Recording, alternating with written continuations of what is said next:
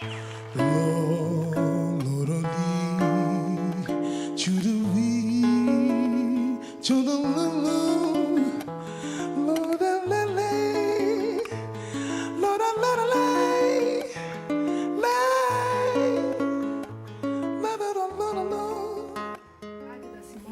francesa. Ah, é francesa? É francesa. Mas ela é judia?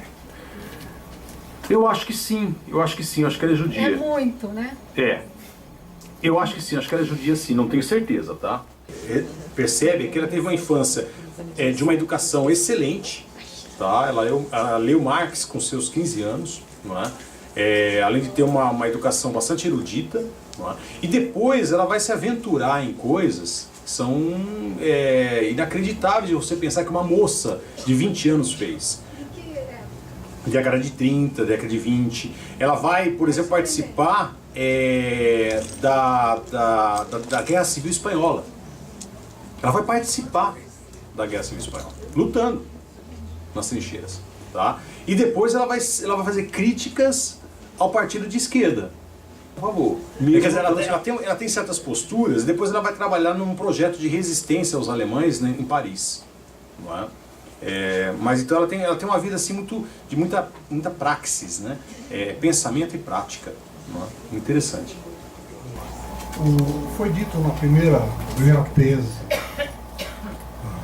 da escritora que a qualidade, aliás, a necessidade não tolhe a liberdade na escolha, ok? Citou o caso da alimentação, de roupa, de uma série de coisas. Como é que ficam aquelas pessoas sem a menor capacidade de aquisição? Como é que fica a liberdade dela? Então, aí tá. Elas são limitadas porque, infelizmente, o grande animal tem uma influência incrível sobre elas. Não é? Mas mesmo assim, nós temos aqui pontos de resistência. Nós pensamos bem. Não são bons, tá? Mas são pontos de resistência. Não é? A criminalidade é um deles. Não é? Então, se eu não posso comprar, eu vou roubar. Eu vou assaltar. Não é? Então, aqui a necessidade de ser pobre, não é? E de permanecer pobre, e de não ter um tênis Nike, não é? Ele, de alguma forma, essa necessidade ela não elimina a liberdade de que eu venha a ter o tênis Nike. Não é? A forma de adquirir que é diferente. A forma de adquirir que é diferente. Não é? E também, é claro, vou adquirir o tênis Nike porque eu sou controlado pelo grande animal. Tá? Que me convence que ter um Nike é fantástico, é ser o cara. Não é? Então eu vou roubar o outro, eu vou assaltar um adolescente menor que eu, e assim por diante. Não é? Então aqui a necessidade existe, mas a liberdade vem. Só que ela vem, infelizmente, não lúcida, não de uma forma lúcida, não através do pensamento. Ela vem através da força do grande animal. Ou ela é usada, não é, por um indivíduo que está sendo manipulado pelo grande animal. Não é? Infelizmente. Os pobres, a classe mais baixa, é a maioria. Então eles têm um poder incrível nas mãos. Não é? A classe média aí mostrou facilmente em junho, não é? O que pode se fazer. Não é? Os pobres não entenderam. Não é? Porque não foram exatamente os pobres que saíram às ruas. Tá? É o pessoal do Face, o pessoal da classe média, o pessoal de classe média baixa, não é? Mas o pessoal miserável mesmo, em favelas e tudo mais e tal, não é? Esse pessoal não saiu. Não é? Se esse pessoal tivesse sacado, despertado, pensado, ou isso é uma manifestação, com isso eu atinjo isso, então eu atinjo também isso, atinjo isso. Nossa, isso aqui seria um grande problema para o grande animal. Entendeu? O nosso problema. Exatamente. Mas esse povão não despertou isso, não se despertou para isso, porque realmente está muito condicionado. Não é? O grande animal domina demais. Então ele se mobiliza na torcida de um time de futebol. Ali ele se sente realmente com poder incrível, né? Mas ele não se sente com poder como pessoa, né? Como cidadão. Não é? Aqui não tem, infelizmente. Ele não agiria como um ser pensante? Não agiria como um ser pensante, mas como um animal mesmo, por instinto. Porque ele ainda... Naquela, como é que a gente chama de turba, né? Vai aquela massa assim, um puxa o outro e não sabe nem porque está indo, mas vai por instinto. Exatamente, o indivíduo na torcida. Não é? Agora, esse indivíduo na torcida, ele não pensa, ele já é pensado para ele o que é certo, o que é errado, o que é bom, o que é ruim, o que é ser mais forte, o que é ser menos forte, qual o lugar dele na sociedade, enfim, tudo isso, o que é status, não é? Tudo isso já é pensado para ele. Não é? E é difícil colocar depois outro tipo de pensamento. Não é? É a mesma coisa a questão religiosa, né? Ontem nós estamos, o Paul e eu, nós estamos desenvolvendo um projetinho que é arrumando para a cabeça. Então a gente vai entrevistando pessoas assim, não é? E eu vou fazendo perguntas. Não é? E ontem nós tivemos numa instituição de nível superior aí, não é? E entrevistando estudantes. Não é?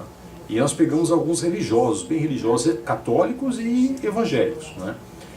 E é claro que eu só faço a pergunta e deixo a pessoa expor, né? Mas às vezes eu dou uma cutucada e tal, mas não entro em discussão de jeito nenhum. A pessoa tem o direito de expor a ideia dela.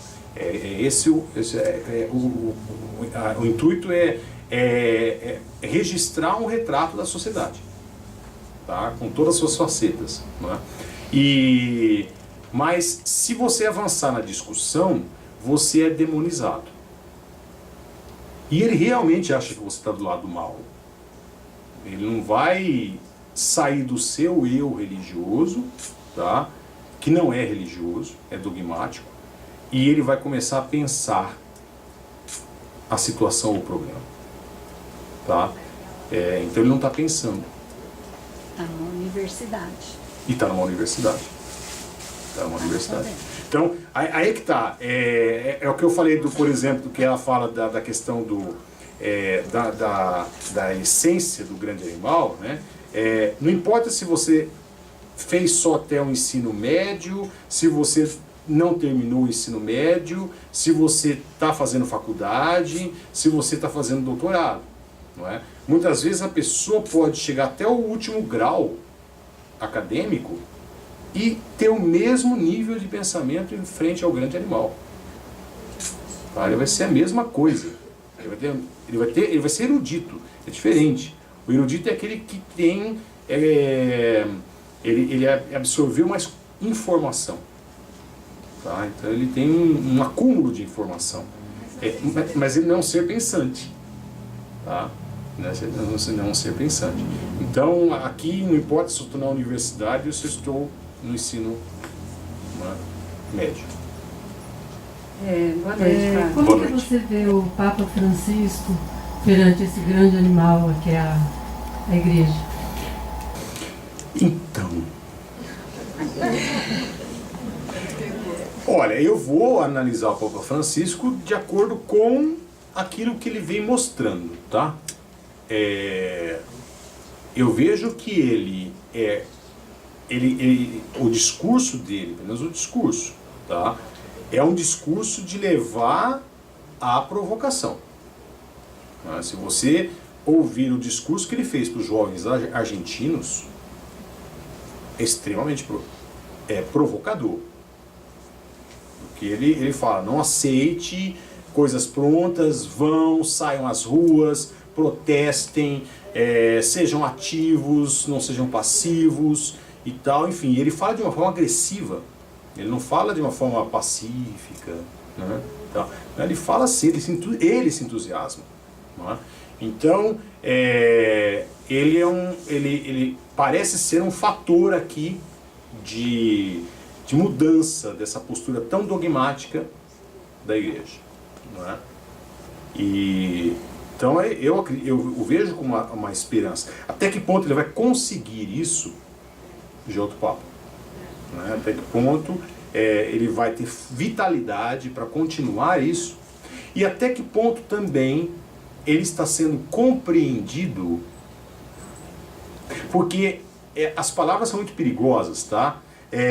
você fala assim, ele fala, ser cristão, como é que é? Ser cristão e não ser revolucionário é não ser cristão. Essa é uma frase dele. Tá? O cristão é essencialmente revolucionário para ele. Porque Jesus era revolucionário. Exatamente. Mas aí você liga a Canção Nova, tem lá, Revolução Jesus. E se você assistir Revolução Jesus, não é revolução porra nenhuma. É a coisa mais conservadora e medíocre que existe. Entendeu? Então, então se o pessoal da Canção Nova, por exemplo, ouvir essa frase, o cristão que não é revolucionário não é cristão, se é que eles estão entendendo o que é ser revolucionário, né? Se é que eles estão entendendo o que é revolução.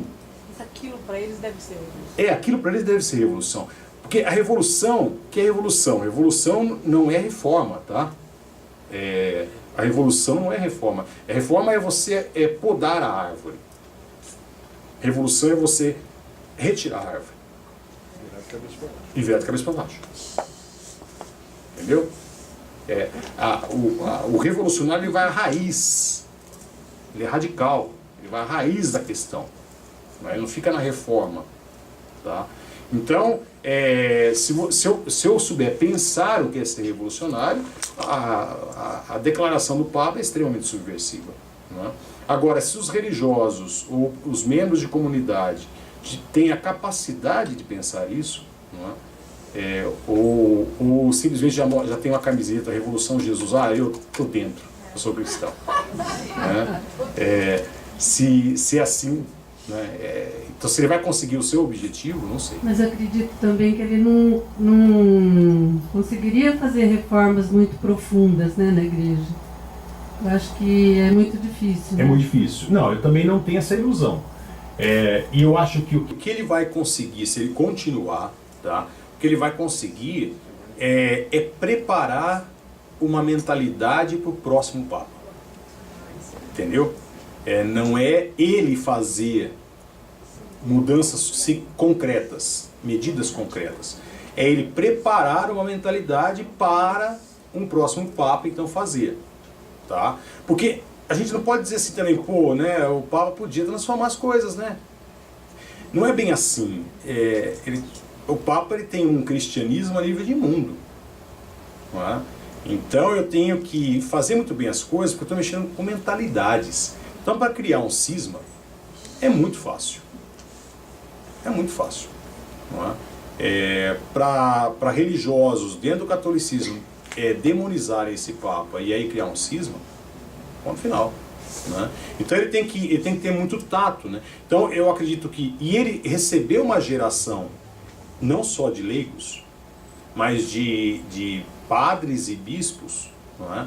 Que é uma geração criada por João Paulo II, que era um Papa conservador.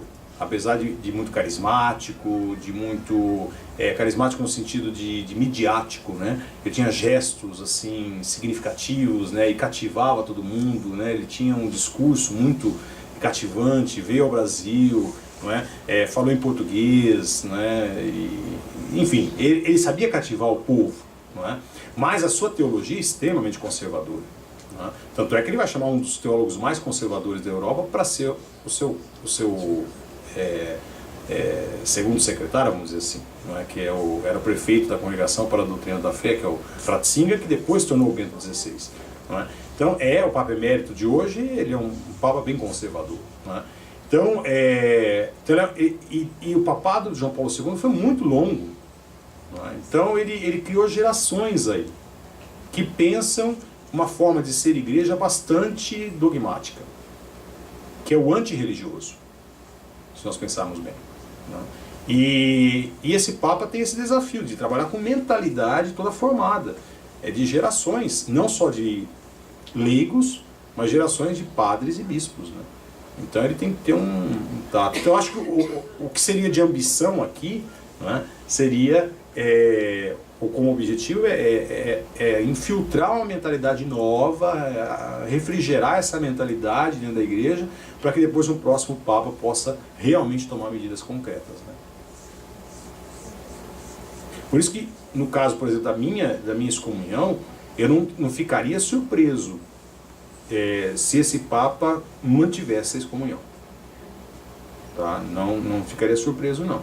Porque aquela declaração que ele deu sobre os homossexuais, por exemplo, não é? Se um gay procura a igreja, não é? Quem sou eu para julgá-lo? Isso foi, claro, uma brecha muito grande para a gente poder pensar, refletir e tudo mais, mas, na verdade, ali foi uma saída de escanteio. Não é? Porque ele estava conversando com repórteres ali, a imagem dele estava em jogo, não é? Se ele pende para um lado, não é? Ele estraga tudo aquilo que ele tinha feito no Brasil. Não é? Então ele deu uma saída ali legal, não é? Que dá muita margem para o pensamento. Não é? Mas, por exemplo, ir contra um colega, e ele se coloca como colega, não é? Ele se coloca como bispo de Roma, ele não se coloca como Papa. Você já abençoou uma organização. Não, e criar polarização. Não, uma organização que buscou a bênção dele.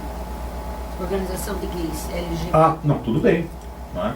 Mas, daí ir contra um colega. Não é? Então, é muito delicado. Então, não seria nenhuma surpresa para mim. Tá? E eu entenderia. Perfeito? Mas eu tô otimista mesmo assim. Muito bem.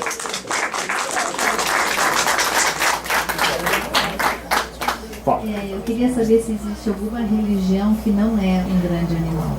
Difícil, hein? Eu acho que existem religiosidades nas religiões que não são grandes animais, né? Vamos dizer assim, o que é uma religião? A religião, ela é a forma, ela deveria ser a forma coletiva de eu viver a transcendência. Perfeito? O que é religião? O que é o movimento do religioso em mim? É um movimento de sintonia com Deus, tá? Ou sintonia com uma energia, não importa como você denomine, tá? Que me faz transcender. Na minha essência, como ser humano, tá? Eu vou transcendendo. Né? Eu me torno cada vez mais livre, mais iluminado, mais sensível, e, enfim. Né? Eu vou caminhando na minha essência, né? Não no meu desenvolvimento material, mas a minha essência mesmo, né? Como pessoa humana. E então aqui é o movimento do religioso.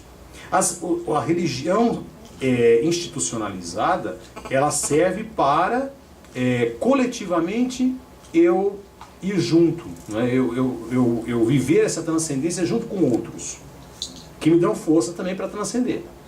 Perfeito? O que acontece muitas vezes com a maioria das religiões? Elas invertem.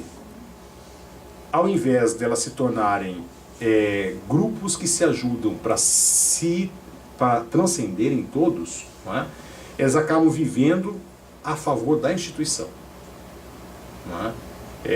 Tem uma historinha que é muito legal, que diz assim: uma vez um grupo tinha uma parte do mar, do Oceano Atlântico, que era muito perigoso. Não é? E marinheiros sempre que navegavam por ali estavam salvando navios de naufrágio. Era um lugar muito perigoso para naufrágio. Não é?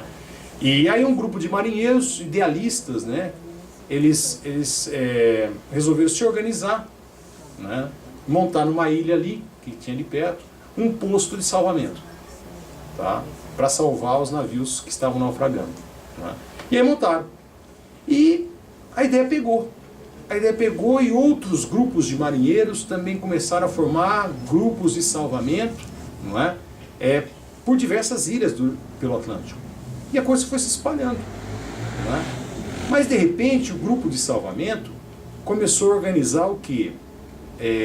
Reunião das esposas. Não é? E depois também começou a organizar jantares. Sindicato. Não é? E depois começou a organizar bingo, não é? Tarde festiva e tal. E, de repente, o grupo de salvamento perdeu o foco de salvar quem estava precisando. Ele se tornou um clube de pessoas, não de salvamento, mas um clube de pessoas amantes do mar. Entendeu a história? Então, a religião ela pode ter o perigo de se tornar um grupo de pessoas amantes de Deus. E não um grupo de pessoas que transcendem a Deus. É diferente. Entendeu? Então, isso é o perigo de toda religião. Umas mais, outras menos. Não é? Mas aí depende do indivíduo. Não é? Eu não confundi a minha religião, não é, com aquilo que eu tenho que viver, com o ser religioso. Não é? Aí é lucidez. Não é? Que mais? Posso fazer uma pergunta bem pessoal? Pode. A Gabi fez tanta pergunta pessoal. Qual o sentido dessa tatuagem que você fez? Pra você, Olha, primeiro eu sempre quis fazer uma tatuagem, né? Mas pra quem não sabe, eu fiz uma tatuagem aqui, né? Eu fiz um São Jorge. O São Jorge estilizado. Eu sempre quis fazer uma tatuagem. Sempre curti a arte da tatuagem. Né? Mas, quando eu era mais jovem, a gente não sabe o futuro da gente, né? E tem determinados... A igreja não tem empecilho, a igreja católica não tem empecilho em relação a isso. Mas existem empecilhos em outros setores, né? No setor jurídico, por exemplo, tem colégios que tem várias tatuagens. Tem colégios, mas eles fazem depois, né? Ou então não revelam, sei lá, enfim, né? Mas sempre há o perigo de se descobrir. Não é? Eu fui atender uma vez um rapaz que está tentando a polícia militar, mas infelizmente ele fez uma tatuagem aqui na perna. Não é? E aí é barra, né? E ele tem uma frustração incrível, porque ele ama ser polícia militar. Não é? Então, para ele é uma frustração, porque ele é jovem de tudo. Não é? Então eu nunca quis fazer porque a gente nunca sabia, a gente não sabia o que podia pintar pela frente, né? Em termos de oportunidade, de caminhos, enfim. Né? E aí, esse ano eu completei 48. Né? E falei, com 48 anos, né? Agora eu estou mais livre do que nunca, né? Daqui a pouco eu estou fazendo 50, vou fazer 50, né? A liberdade de 50, pelo amor de Deus, né? Chega agora né? Pô, não pode nem fazer uma tatuagem, né? E aí eu resolvi fazer uma tatuagem, né? E eu sempre gostei de São Jorge, né? São Jorge é um ícone, né? Eu acho que é muito forte, eu acho que nós perdemos esse ícone, né? Ele é um santo, mas ele é um santo guerreiro, não é? E ele está lutando contra o mal, não é? E o mal que é muito concreto, é um dragão que mata, não é? Enfim, a iconografia de São Jorge é muito forte, não é? O que ele transmite. Não é? Se nós fôssemos guerreiros, né, tivéssemos essa postura mais do guerreiro, não é? O Brasil seria outro. Não é? Nós somos o guerreiro no sentido de sobrevivência, isso sim. Não é? O nordestino ele é guerreiro no sentido de sobreviver. Não é? Então a fé dele faz com que ele sobreviva, não é? Se mantenha na vida, mas não faz com que algo que seria fácil de se resolver em pleno século XXI, que é a seca do Nordeste, se resolva. Não é? Isso não existe aqui, o guerreiro. Não é? Então eu sempre gostei de São Jorge nesse sentido. Não é? E aí então eu resolvi fazer a tatuagem de São Jorge, não é? Como um dos meus santos assim, protetores, né, vamos dizer assim.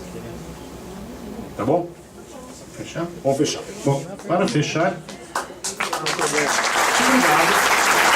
Mês que vem voltamos, tá? Agradeço a presença de todos, não é? E mês que vem a gente volta. isso. Nós vamos fazer agora, todo mundo colocou o papelzinho aqui. Ok? Nós vamos fazer o sorteio, nós vamos sortear. O quê? Gente, esse livro é fantástico.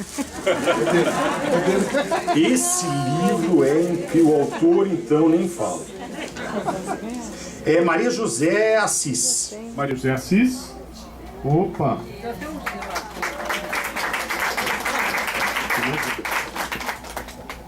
Palmas para Maria José. Depois você pode pegar o autógrafo, viu, Maria José?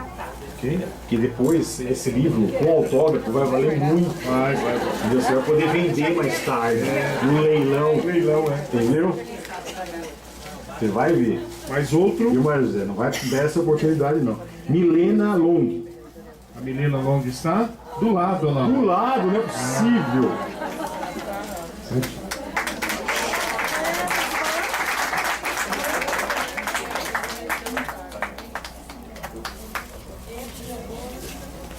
Muito bem, então agradeço ao Nilo, agradeço ao Jalouvi por ter aberto mais esse Café com Letras. Agradeço também a TV, a TV Bauru, tv.com, não é? Esse Café com Letras sai, então, pela internet, não é? Agradeço o Paul por estar aqui presente, não é? E ter registrado esse momento com a gente. E eu espero vocês, então, no próximo Café com Letras mês que vem, tá bom? Gente, obrigado.